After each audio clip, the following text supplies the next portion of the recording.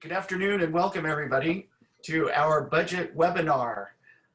We have a distinguished list of panelists and participants today for the webinar program. We've got a lot of content to cover. We may not cover everything today, but we do have additional budget webinars that are on our calendar for the next few weeks as well. A little bit of housekeeping. We have a Q&A function for the webinar. So as questions come up while the panelists are speaking, feel free to submit your questions. And if we do have time to address those, we certainly will. And if not, then I'll record those questions and make sure that we get the feedback and appropriate answers for you. And with that, and let me share my screen here. We've got some slides for you from the beginning. And with that, let me turn it over to Chancellor Walter. Well, thank you so much, Mark, and thank you all for being here. I'm really happy to be helping us go through these webinars, these budget webinars for our community. And the purpose of these webinars is to both help us all understand some of the concepts around our budget, but to also offer ways in which people can see how the concepts apply to our budget. So today is the first of 3 webinars that we're offering, and we're hoping to cover the FON and the SCIF and how those are impacting our general fund. So with that in mind, we have a wonderful panel, which I'm grateful to introduce to you. We have our very own, of course, Vice Chancellor of Academic Affairs and Student Services, and that's Siri Brown. We also have our very own Adil Ahmed, who is the Acting Vice Chancellor for Finance and Administration. But we've invited 2 of our experts from the state. One of them is, as you might know, Wrenna Finche. She's the Director of Fiscal Standards and Accountability from the California Community College's Chancellor's Office. And Wrenna's background includes having served as the Director of Fiscal Standards and Accountability for over 3 years, where she oversees district financial reporting, fiscal health monitoring, annual audits, attendance accounting and residency, and numerous student and faculty programs and compliance requirements. She's also the overseer of the 50% law and the full-time faculty obligation number. Wrenna is a CPA and has also served for over 9 years as a government and IT audit specialist for the California Department of Finance.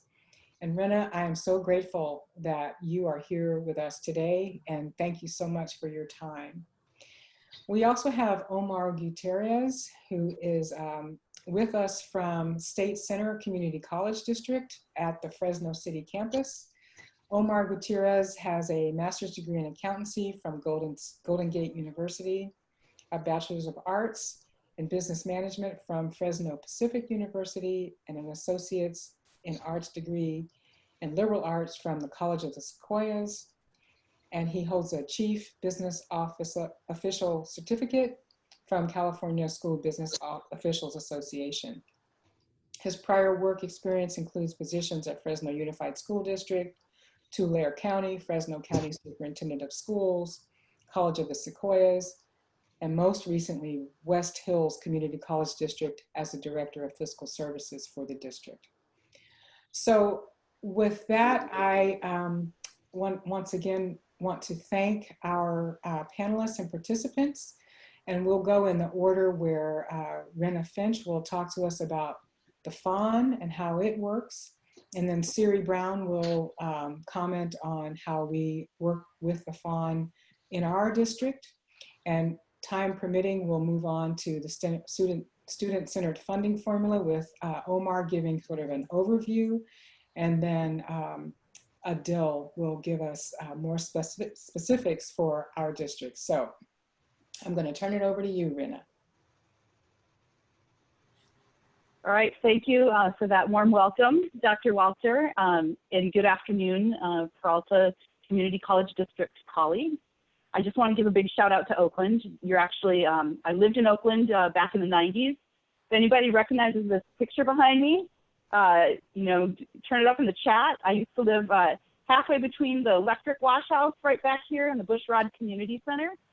My kids went to Peralta grade school, Pitt Peralta Elementary, so it's really great to be with you virtually anyway in Oakland. So if you could advance to the next slide, please. I'm going to be looking off to the side a little bit because that's where all my notes are, so bear with me.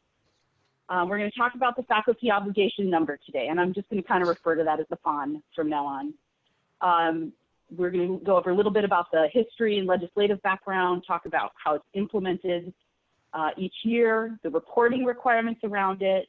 I'm going to touch on how the full-time equivalent faculty calculation plays into it, penalties that come out of the FON, and then we've got a few slides on the actual calculation. It's not calculus, but it's definitely some algebra. And then a couple things to really watch out for and stay vigilant over the next couple of years as we see changes. If you can move to the next slide, please. Okay, so this compliance requirement was actually established back in the 1990s.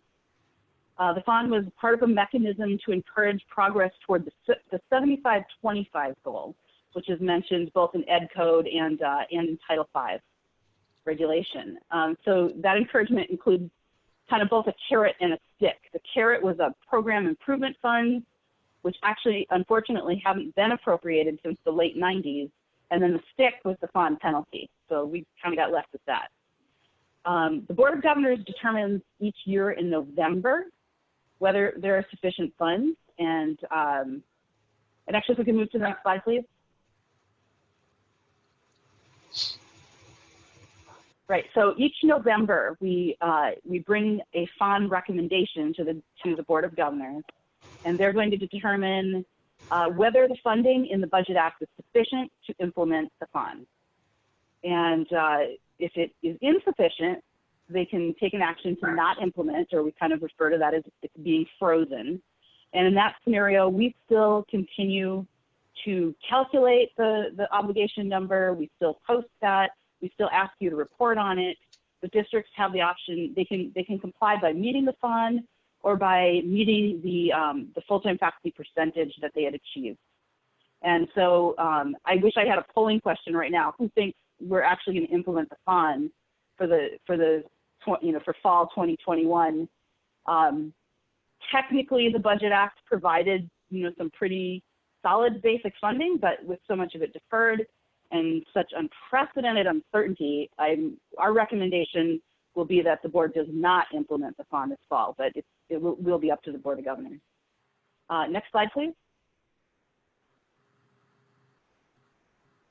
So the compliance part of this is that every November, the board has decided whether to implement, and then the following November, we ask for an actual reporting form from you to show the actual amount of full-time equivalent faculty compared to the number that we said you're obligated to meet. Now, I want you to note the due date on here is November 1st. In the past, we've had it November 15th, so this is coming up a little earlier. The reason for that is that our Board of Governors has asked for a summary report on who's meeting the FON at their November meeting, along when they implement it for the next year. And so they meet usually anytime between like the 13th to the 18th, wherever their meeting falls. So we need to get it a little earlier. And so I know that's kind of a crunch, a little bit of a timeline, but hopefully we can at least get preliminary information in by November 1st. If you can move to the next slide. Okay, so I'm not going to spend a huge amount of time on what kind of goes in and out of the full-time equivalent faculty. You can take a look at the bullet point lists right here. And I just want to say that the calculation is described really thoroughly in Title V, Section 53309 and 53310 as far as what goes in and what's out, how does the part-time work. And districts will need to calculate that and keep good records of it, but the only thing you're reporting to us is the one or the two single, the two numbers, what your full-time equivalent faculty is and what your total or your part-time element of the full-time equivalent faculty. So you don't need to report all the little details to us, but there have been instances where this information was asked for by other groups within the district. So, so keep in mind that, some things can be counted and some can't. Next slide. So depending on what you report on that form, if you have met the obligation or exceeded it, we just simply take that number and we keep it in a report that we post publicly.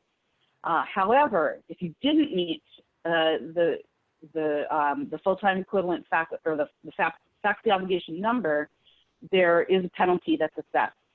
And right now for fall 2020, any penalty that arises out of not meeting that compliance FON piece will actually be deferred, but we do not have authority to waive a penalty. So there was an executive order that came out earlier in the year that described that we were going to kind of not suspend, but basically waive, I'm using the wrong words all over the place.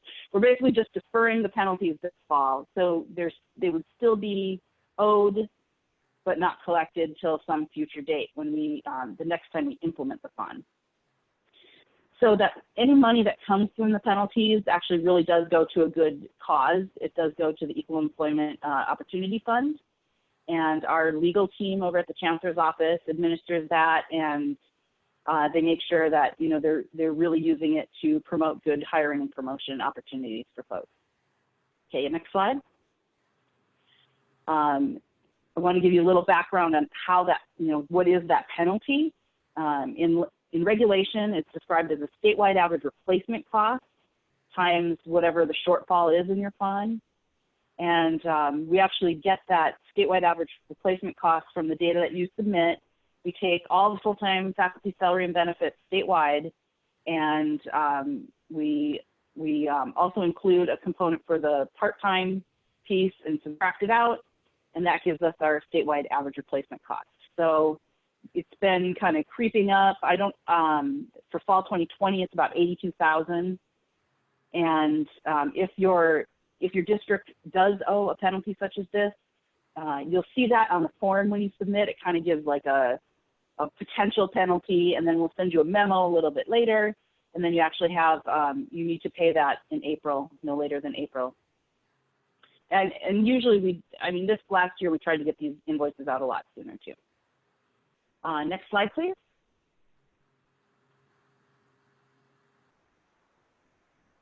Okay, so the calculation of the FON. Now, this is kind of, this is the nutshell. This is kind of like my little cheat sheet here. You start with a base FON, and that plus or minus, the delta is the change in percent. So plus or minus whatever adjustment we have for the difference between prior year funded credit, FTEF, and current year funded credit, FTEF.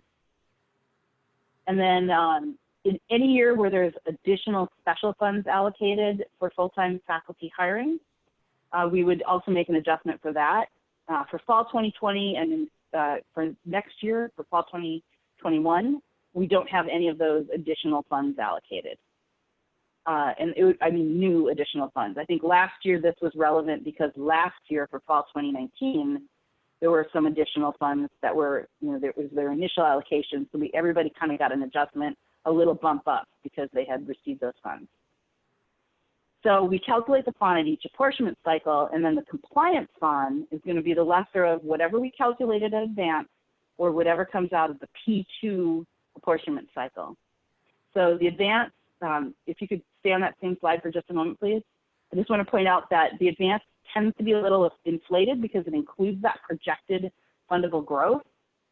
Of course, in this fiscal year, we happen to just not have any of that calculated in, but in general, it's a little high because it assumes full enrollment, or excuse me, full restoration of any enrollment losses you've had, and it also includes that projected fundable growth piece. Okay, and if you could advance then, please, thank you. Another summary to just show that it changes at each cycle. So if you look at the advanced FON, you're starting with a base FON of the prior year P2, but then when you get to the P1 and the P2 and the R1, you're actually starting with the prior year recal. So that's going to be important when we think through the things to stay vigilant for coming up. So you don't really know until kind of you get a little heads up around P1 what your actual enrollment was in the prior year and how that's going to affect your future year calculation. So I like to refer back to this every year. So yes, no, that's good. You can keep it. Yeah, very good. So the SCFF modified the calculation a little bit rather than just looking at a single year to determine the funded credit FTEF piece. The SCFF now calculates funded credit FTES based on a 3-year average of credit FTES. So we take that plus any incarcerated and any special admit FTES. And at every apportionment cycle, anytime there's a deficit factor that's been applied to your funding, which means that state general apportionment funding wasn't enough to fully fulfill your total computational revenue as determined by the student-centered funding formula, we adjust that funded credit FTES by the same percentage. And I'll walk you through an example in the upcoming slides. If you can move to the next slide. Thank you.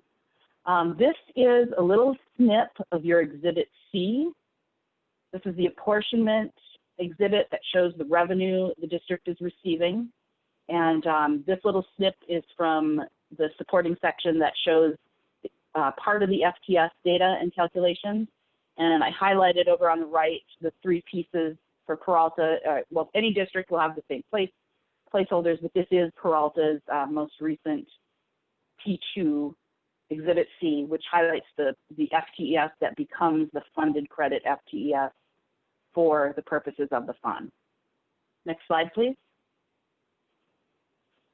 Okay, so here's the calculation itself. And here's the shortcut on top is we're starting with a base FON. And that is actually looking back at the prior year. So at that time it's 18-19, because this is and it's the recal. So it's your final numbers that you reported to us and how that went through the apportionment process and how much of that was considered funded credit FTS. So it's whatever your apportionment cycle in 18-19 recal showed as your funded credit FTES. That's your beginning point, and we change it. Then we'll adjust the FON based on the percentage of what we're seeing at 2019 P2. So if you just kind of walk through this, from left to right, your base FON in 2018-19 R1 was calculated as 315.9. And then we come up with your 18-19 recal funded credit is B. We look at the current year funded credit, which is your C column. And then we move over and this is very important to notice our deficit percentage for 2019 P2 was very, very high, a little over 8% for statewide. So Peralta is seeing a bigger adjustment than they would have if we hadn't had that shortfall in state general apportionment at the P2 cycle. You'll notice once we adjust in column E here, once we adjust for the deficit percentage, your funded credit is, it's coming down like about 1,500 or so, just for that adjustment. And so your entire change between the 2 years is nearly 2,000 FTES, which it's adjusting your percentage change in FTS is over a 10% drop. So you end up, all the way over at the right in column I, you're ending up at a fall 2020 P2 FON of 278.9. So that came down a lot. You can see you went from 315 down to 278, primarily driven by that deficit factor, which is going to go away. Next slide, please. Okay, so your compliance FON for this fall, for fall 2020, which you'll be reporting this November 1st, it's going to be your P2 FON because it was driven down so much by that, by the deficit, and also some decline in enrollment too. You can move to the next slide. So recently we also released an advanced FON preliminary, this is preliminary planning, and remember for fall 2021, your compliance FON is going to be the lower of this advanced number or the P2 that's calculated next summer. The calculation is basically the same, and you can see you're ending up with still, a fairly low 256.9 at the end for your advanced FON. But I want to point out that your funded, this formula depends on your P2 funded projected, or excuse me, your P2 funded credit FTEF. So that's lower than it will be at recal. So there's a lot of moving pieces in this. Everything kind of, it sort of shifts and adjusts and affects the next cycle. So when you see that column B, that base credit FTEF at advanced, you're going to see this might bump up for P when we do the P2 next time, because that deficit factor will have been wiped out. And we'll kind of cover that just a little bit more. If you could move to the next slide. So you may be aware that there was a COVID-19 specific emergency conditions allowance for apportionment that was issued a few months back, and districts have the option to have a board resolution and opt in to using their 2019-20 P1 reported FTEF as the amount that is going to be funded for the remainder of this fiscal year. And recently that was extended to, you can use that 1920 P1 reported as your funded amount going out all the way through the end of 2021 fiscal year. We'll be sending out another form to opt in for the second fiscal year, but I just want to point out that that's an option. And Peralta did opt in for the 1920 P1 for the 2019-20 for the remainder of the fiscal year. And that's going to affect your funded credit FTS, because now your funded credit FTS is not your actual reported, it's that 1920 P1 that we're using to fund you, adjusted by any deficit factor. So if we're using that as your 1920 piece, and then again as your 2021, that's going to kind of stabilize your funded credit FTS, because you're not going to see, you're going to use the same FTES for each year to be the funded piece of it. So you're going to have two of your years calculated, using the same piece. So it's going to kind of stabilize it, except for, if we can move on to the next slide, except for any deficit factor. So your 1920 P2 was calculated, again, with that 8% deficit factor, which really drove your FON down. But once we do the recal FON, and then that's going to be used as the base FON for future calculations for fall 21, that deficit, we expect the deficit to be, we're publicly saying no less than 2%. I think it's probably about 1% is what we're going to end up seeing, although we just need to kind of wait and see how the final numbers all fall in. But it's not going to be 8%. It's not going to be that high. So your recal FON is going to really jump up quite a bit. And so your advanced that we just calculated for you, where we use the P2 FON as your basis, that is probably going to be the lower of the FON of the two for next year for fall 2021, just the way the numbers are going to fall out.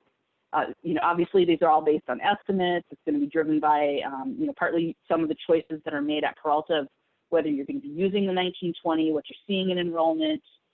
But remember, it's quite likely the FON is going to be frozen. So whatever the compliance number is, you also have the option of either meeting that number or achieving the same ratio you had in the prior year.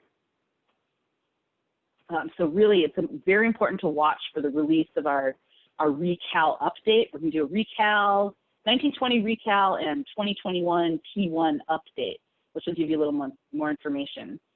We send that out through the listserv, and we always attach, well, I shouldn't say always, since I've been here the last couple of years, we've been attaching a calculation workbook that has those same columns and walks you through the full calculation, and we'll show it for all the districts. And there's also a tab in that workbook to watch out for. It's called the FON Estimator tab, and it allows you to choose your district from a drop-down menu. You can enter what you think your funded credit FTEF can be based on your internal calculations and projections. What you estimate the deficit factor can be, you can run this for a whole range of deficit factors, and then it'll spit out kind of a projected or estimated FON for the next cycle. So this is, I ran this for you for fall 2020 recal FON, assuming that you continue to use that P1 funded credit FTEF at recal, and thinking there could be about a 1% deficit factor, and that jumps up your base FON, goes all the way up to 301 then after that.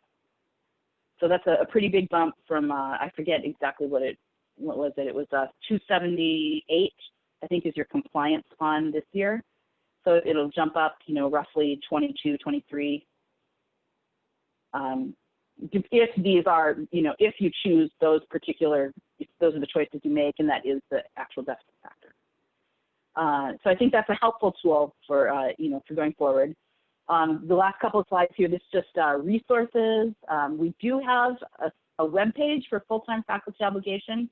At the moment, there is very little information there. We're still building that from, we've had all the ADA compliance issues and a whole new website rolled out just late last summer. And so we've got a couple of reports up there, and we're working on building that out. So please take a look at that. I left the references for Title V, where you can really dig in, and if you want to read through, it's great if you have insomnia, reading Title V. And then my contact information, also my colleague Michael Yarber is our specialist who works on the FON quite a bit, and he was out today so couldn't join us. And then our fiscal standards, just general email. So there's a few ways to contact us with questions. I also want to let you folks know that we have the state that's fine. The state offices, we have 2 furlough days a month now. And so we were short-staffed, and now we're short-staffed and forced to not be there a little bit. So I just would ask that you be patient with our responses. We have a goal of responding to everything within 24 hours, and I think that'll be a little difficult to meet at times, just given those constraints. So with that, I don't know if you want to open it up for questions. You can move to the next slide, because that's how I feel about the FON sometimes. And if we want to open up for any questions, or if we just want to move to Dr. Siri Brown. Oh, thank you so much, Wrenna. That was so informative, and yes, clear as mud. Yeah. So great. Let me, can we go just back one slide? So Siri Brown, did you want to discuss, I don't think you have a slide, but is there anything you want to add to the way we calculate the FON at Peralta, or any insight you want to share? It's a yes or no question. Yes, definitely. First of all, thank you, Wrenna, for that great presentation and information. It's helpful to all of us. And I did want to share for everyone the spreadsheet that we use when we are calculating the Peralta FON, just so you can kind of see behind the scenes how it happens. And so, Mark, am I able to share? Yes, you are. That means yes. That's good. So, so Wrenna really covered some of the key parts of what we do on the local level. But this spreadsheet is the scratch, that we use in preparing to calculate the FON each fall. That's due to the State Chancellor's Office. And in institutional research, we work on this together to look for accuracy and really cover things. So the information on the spreadsheet that we use comes from the BI tool primarily, and those are highlighted in yellow. But we also get information sent in Excel sheets from the colleges. And the information we get from the colleges and that's pulled from the BI tool have to do with those rules that Ms. Finche covered. The rules around not counting overload, the rules around replacement faculty, sabbatical, all of those rules that govern how we're able to calculate the FON. And then we take that information that comes from the colleges and use it to compute right here, what is the actual contract faculty number and how much adjustment was there from the adjunct, looking at the reassigned adjunct, etc. And then we also calculate the temporary faculty.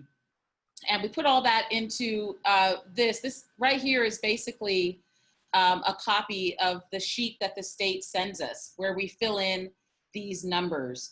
And so we fill in the faculty number after following all of those rules, and we fill in the part-time faculty after following all those rules. We add it up, we calculate the percentage that we have of full-time faculty and the obligation number and where we're at in terms of do we meet and exceed the faculty obligation number. Peralta, at least in my knowledge and certainly in recent history, has not been penalized for being under the FON. And we don't expect to be, but I really appreciate this presentation about the way that things are changing here in fall 20 and 21. And I think that's really all I wanted to share, Carla. Sorry, Chancellor Walter. Well, no worries. Thank you so much. That's a really good summary and a way for us to see that we are following the guidance and the mechanisms that the State Chancellor's Office is setting forth for us. Mark, can we go back to the slides? Before we move into talking about the student-centered funding formula, we're doing really well on time. Maybe we have time for 1 or 2 questions, if there are any, for Wrenna Finche or Siri Brown before we move to the next topic. Right now, there aren't any questions logged. All right. Well, then we'll I think take everyone's that mind is blown. Wrenna, you did such a good job. You did a No great questions. job. Great job. All right, thanks, folks. Wonderful. Thank you. Okay, so we'll go ahead and transition then to Omar Gutierrez, who's going to give us an overview of the SCIF, and then the student-centered funding formula. And then from there, Adil will, add his comments to that, and then we'll have questions. So go ahead, Omar. Thank you. Thank you for hosting me just as well. I'm glad to meet a lot of you guys. It's a very tough topic, the FON and fiscal overview right after lunch. So I can be, I feel we're not having a lot of questions, I guess. That's what I'm trying to say. Everybody's trying to digest all this all at once. Next slide. I'm here to give you a little bit of a fiscal oversight regarding the state student center funding formula. Yeah, you can go ahead. Go ahead. It really comes into 3 different components. And you'll see me look around just because I have notes in 2 different screens. So if you see me kind of looking around, that's what I'm doing. I'm trying to be focused on my camera and at the same time, a couple of notes. So the student center funding formula comes in 3 components. The base allocation still is focused on enrollments, FTES. We'll go a little bit into what that means in just a second. The supplemental allocation, it looks into your demographics as a district, where students fit in certain categories. And student success allocation, it's outcomes. It's purely based on outcomes. In the Chancellor's Office dictates 7 or 8 components within that student allocation model itself that are basically awarded points based on what you're able to do. We'll get to that in just a second as well. I just want to make sure I run it through all sections all at once. Going to the next slide. So the base allocation is still grounded in FTES. It's still grounded in that. It's your credit, your incarcerated credit, your special admin credit, your career development and college preparation, CDCP, credit and non-credit, your FTES old formula, basically still nested within the new formula itself, this SCFF. How you allocate that, Instead of being 100% butts and seats like we used to be, now it's 70%. So we took, if you want to look at it from a different perspective, we took a 30% cut on how we used to do our business, just completely being funded on who shows up and who's available sitting down, to now being 70% of our funds come from that venue. And how do we make up the other 30%? It was based on demographics. So supplemental, 20% of that is based on the number of low-income students enrolled in your college, in your districts. Determined by Pell Grant recipient, College Promise Grant recipients, and AB 540 students.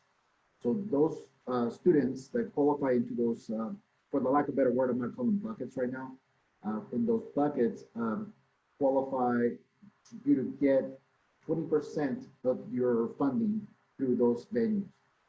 The student success portion of the formula is based completely on successful outcomes. And successful outcomes based on 8 different factors. You will be paid more based on ADTs, associate degree transfers, or an associate degree nets you the most amount of money in the student success allocation. For those colleges that give out bachelor's degrees, that's the next level down. Credit certificates, transfers in levels of mathematics and English, any transfers to a 4-year university, 9 or more units in a CTE course, and lastly, a regional living wage. All those components are given a point amount and then associated with the dollar amount to get you to your 10% to make you whole, basically. So it's divided into those 3 components. Next slide. Second.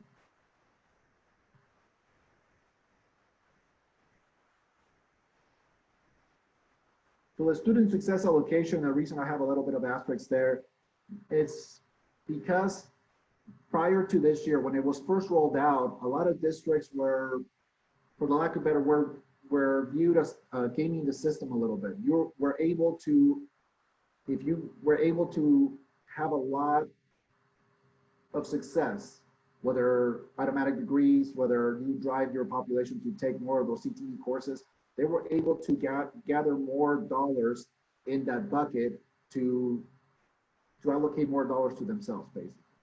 The Chancellor's office realized that and tweaked the formula enough in order to stop that from happening forward. The total computation revenue, you're gonna hear that quite a bit. The Schedule C that Wrenna was mentioning earlier, that is the bulk of what is it that you're supposed to be getting as a district on a yearly annual basis. It is commonly known as a TCR. So the total computational revenue is what the formula dictates you should get based on all the components that we talked about just a little bit ago.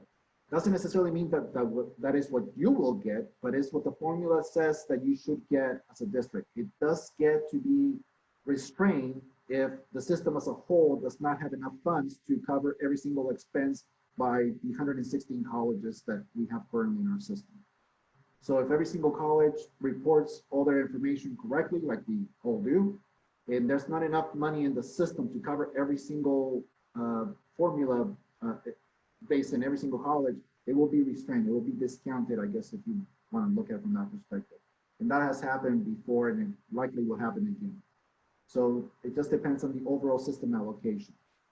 The hold harmless cost of Budget Act 2020, it does extend the hold harmless minimal revenue provisions to 23-24. The 27-18 TCR plus applicable COLA coming up in the coming years. So it will only change by COLA going forward. Early this year, this year, the Chancellor's Office, State Chancellor's Office decided to cement the actual rates that are going to be paid per credit and per student allocation model. They will only go up per COLA amounts going forward. Further FTES protection, if you don't mind going just one more back. COVID FTES protection was provided pursuant to Section 58146, and it will continue to 2021.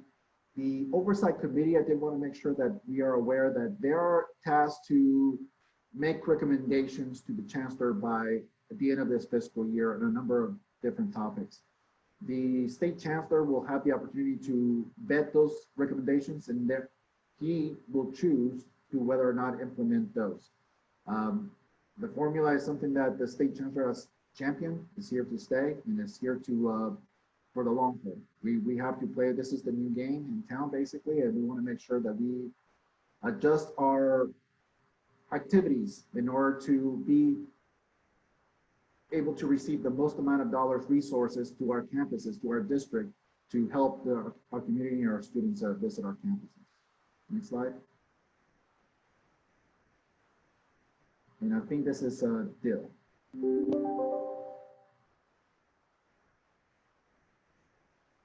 Thank you so much, Omar, for that overview. Before we go to Adil, Ahmed, and talking about Peralta, do we have any questions for Omar? Any questions or comments?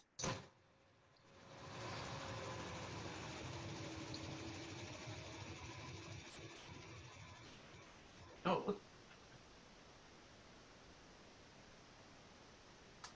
It looks like all the questions so far have been for Wrenna. Okay. All right. Wonderful.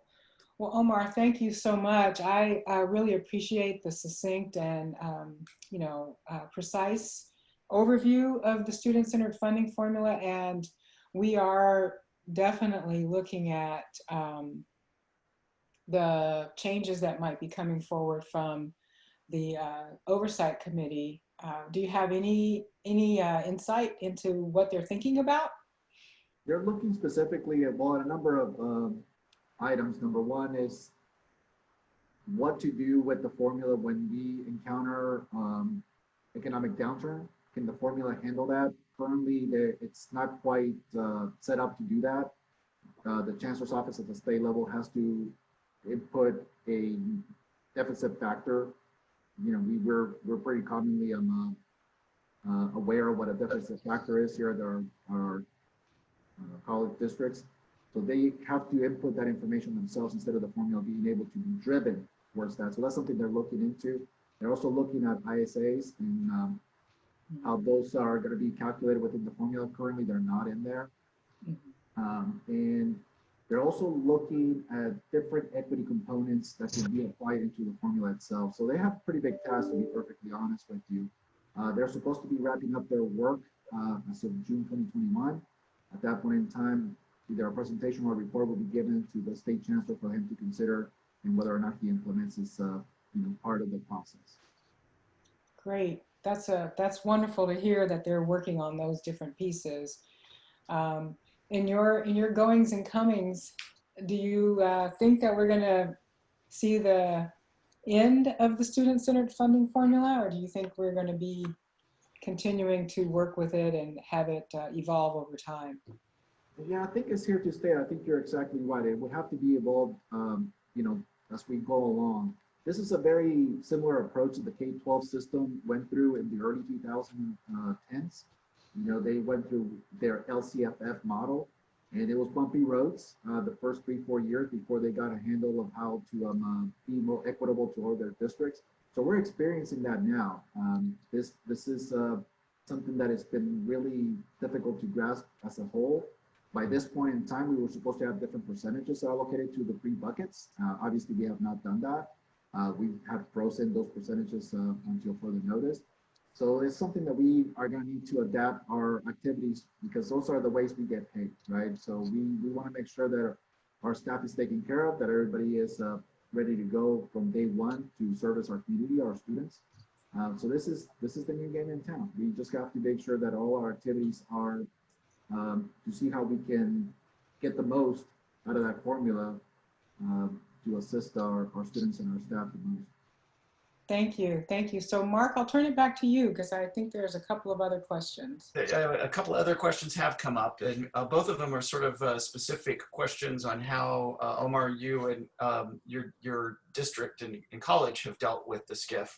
So did Fresno allocate the SCIF to the colleges? And similar question was, do you have a college budget framework that includes the SCIF for your student data? Well, I'll take the first one. We do have a framework that works for us currently, and it's also a work in progress. It's not something that's set in stone and we just kind of put it away and tuck it away and it's all fun and games. We do have a committee that meets regularly to make sure that the formula is working for everybody. So how do we allocate that to the colleges? We really do it by FTEs. We try very hard to do it that way. Because we are the flagship college for this particular district, where roughly about 57–58% of the student population comes to Fresno City College. There is a little bit of a rift, I'm not gonna lie to you, and I'm assuming you're probably experiencing that. Multi-college districts do experience that. This is my second multi-college district that I've been in. I've also worked in a single college district, so it's a little bit of that, making sure that everybody's as equitable as possible. And it's difficult. It's really difficult. For us, I can tell you, we are trying to become a large college, for example, passing that 20,000 threshold, and we're feeling we're in the cusp, but we are just not quite there.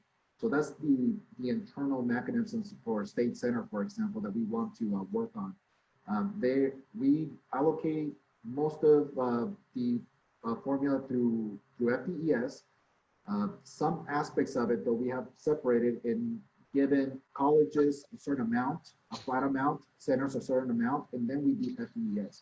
So that has provided us a base of equality or equity, if you want to take a look at that. So somebody starts with some sort of base allocation before we go to FTES. That's worked for us fairly well so far. The second part was does the college budget framework that includes the student data? Have a framework that includes the SCIF? Yeah, it's discounted in a way as well. We have a fairly large district office here. It really depends on how you're set up, to be perfectly honest with you. Historically, decisions matter. How the college was set up and how you do your business as of right now, it matters. Our district office has taken a lot of roles, for example, here at State Center, that is not appropriated to the colleges. So they have to do those duties. So therefore they need people and they need staff in order to be able to accomplish those goals and those activities.